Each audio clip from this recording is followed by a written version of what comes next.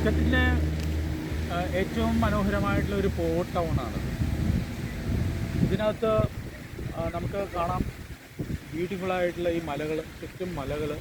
ഒരു ഭാഗത്ത് ഈ മസ്കറ്റിൻ്റെ തന്നെ ഇവിടുത്തെ റിഫൈനറി കാണാം. റിഫൈനറിയാണ് ഇവിടെ കാണുന്നത്.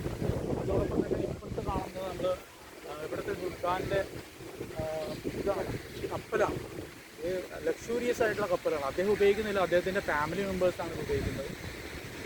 ഇവിടെ നമുക്ക് പലതും കാണാം. നമുക്ക് പോർട്ട് ആകുമ്പോഴേക്കും എണ്ണ കയറ്റി വിടുന്നത് ശുദ്ധീകരിച്ചിട്ട്, റിഫൈനറിയിൽ നിന്ന് ശുദ്ധീകരിച്ചിട്ടുള്ള എണ്ണയാണ് ഇവിടുന്ന് കയറ്റി വിടുന്നത്.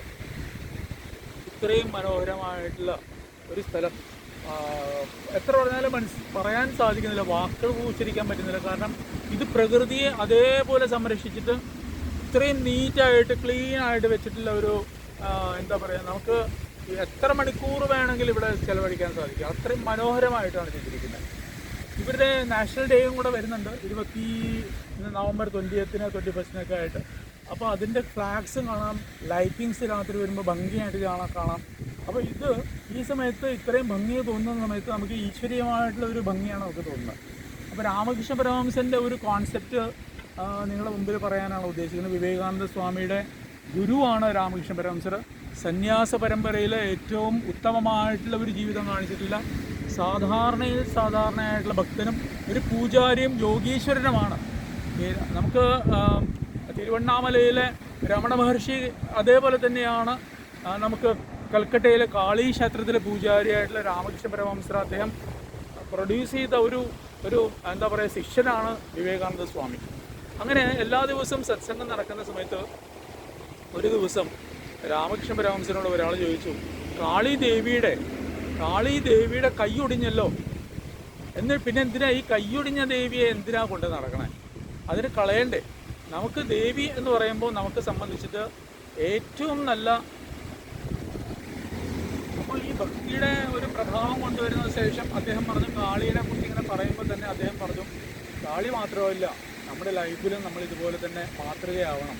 നമ്മുടെ എല്ലാ തെറ്റുകളും എല്ലാ കുറവുകളും മനുഷ്യൻ അതേപോലെ സ്വീകരിക്കാൻ പഠിക്കണം.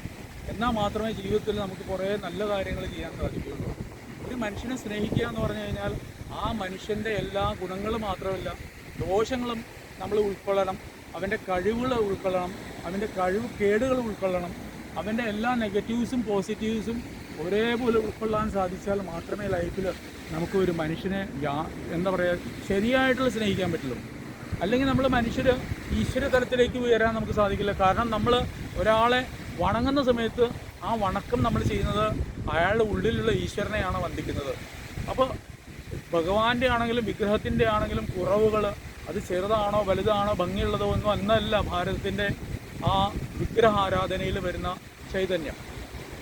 അത് നമ്മൾ ഇഷ്ടത്തോടെ അതിനെ ആരാധിക്കുന്നു. അത് ഈശ്വരൻ്റെ ഒരു തന്നെ ചൈതന്യമാണെന്ന്, ഈശ്വരൻ്റെ തന്നെ ഒരു ഭാഗമാണെന്ന് പറഞ്ഞിട്ട് ചിന്തിക്കുമ്പോഴാണ് നമ്മൾ ഒരു മനുഷ്യനിലും ഈശ്വര ചൈതന്യം വരുന്നത്. അങ്ങനെ ഈശ്വര ചൈതന്യം ഡെവലപ്പ് ചെയ്യാനായിട്ട് നമുക്ക് വരുന്നത് നമ്മൾ എല്ലാ രീതിയിലും മനുഷ്യൻ്റെ പോരായ്മകളും നന്മകളും എല്ലാം ഉൾക്കൊണ്ടിട്ട് അവരെ സ്നേഹിക്കുക. സ്നേഹം എന്ന് പറഞ്ഞു കഴിഞ്ഞാലാണ് വാസ്തവത്തിൽ ഈശ്വരൻ്റെ ഏറ്റവും വലിയ മക്കളുടെ ഉദാഹരണം എന്താണെന്ന് ചോദിച്ചു കഴിഞ്ഞാൽ ഈശ്വരൻ പ്രേമമാണ്. പ്രേമമില്ലാത്ത ഒരു വസ്തുവും ഇല്ല. ആ പ്രേമം നമ്മൾ കാണുമ്പോഴാണ് നമ്മൾ ഈശ്വര ചൈതന്യം കാണുന്നത്.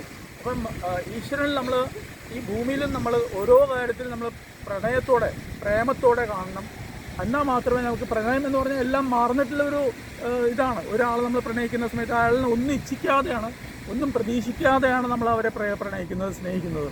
അപ്പോൾ അങ്ങനെ ആയിരിക്കണം നമ്മുടെ ജീവിതം ആണ് രാമകൃഷ്ണ പരമഹംസർ തത്വത്തിലൂടെ അദ്ദേഹത്തിൻ്റെ ശിഷ്യന്മാർക്കും അവിടെ കൂടിയിരിക്കുന്ന ഭക്തജനങ്ങൾക്കും പറഞ്ഞു കൊടുക്കുന്നത്.